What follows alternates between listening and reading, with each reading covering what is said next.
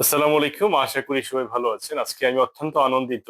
কেন আনন্দিত? সেটা হচ্ছে আপনারা একটু মাননীয় প্রধানমন্ত্রীর বক্তব্যটা একটু শুনবেন।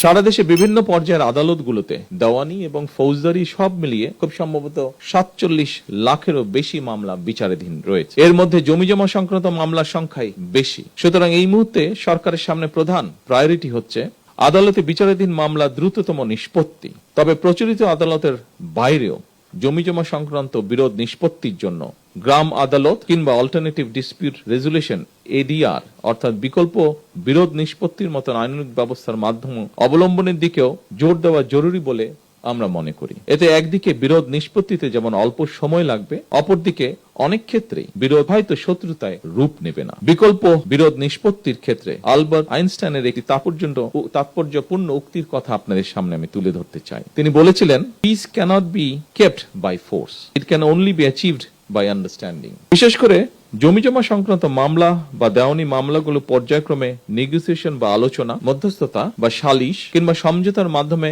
বিকল্প বিরোধ নিষ্পত্তির পথ কার্যকর করা গেলে একদিকে আদালতে বিচারাধীন মামলার জট কমবে, অপরদিকে দ্রুততম সময়ের মধ্যে জমিজমা সংক্রান্ত বিরোধ নিষ্পত্তি করাও সহজ হবে। আসলে বিষয়টা হচ্ছে আপনার কাছে প্রশ্ন থেকে যাবে। আপনারা অবশ্যই বক্তব্যটা শুনেছেন যে আসলে আমি কেন আনন্দিত।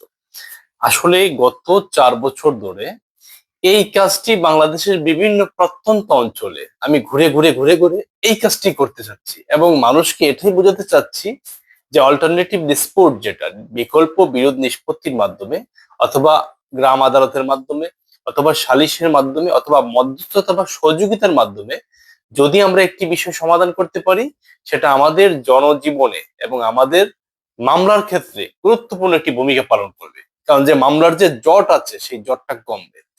আমি এই জন্য আনন্দিত যে যত কিছুর পরে দীর্ঘ ৪ বছর পরে কাজ করার পরে আজকে যেহেতু মাননীয় প্রধানমন্ত্রী আমার এই কাজের সাথে এটা কিন্তু একদম হুবহু মিলে যাচ্ছে এবং মাননীয় প্রধানমন্ত্রী নিজে যেহেতু বলেছেন যে এটা জরুরি, তাহলে আমার কাছে অনেকটা সার্থকতা মনে হচ্ছে যে আমি যে কাজগুলো করেছি বিগত দিনে তাহলে আসলে সঠিক করেছি এবং আগামী দিনেও যে কাজগুলো করব সেটাও সঠিক করবো ইনশাল্লাহ। যেহেতু মাননীয় প্রধানমন্ত্রী রাষ্ট্রের সর্বোচ্চ জায়গা থেকে ওনার মুখে যেহেতু উনি এই কথাগুলো বলেছেন, এই জন্য আজকে আমার ভালো লাগছে। আশা করি সবাই আমার পাশে থাকবেন। আসুন আমরা এইভাবে এগিয়ে যাব। আসসালামু আলাইকুম।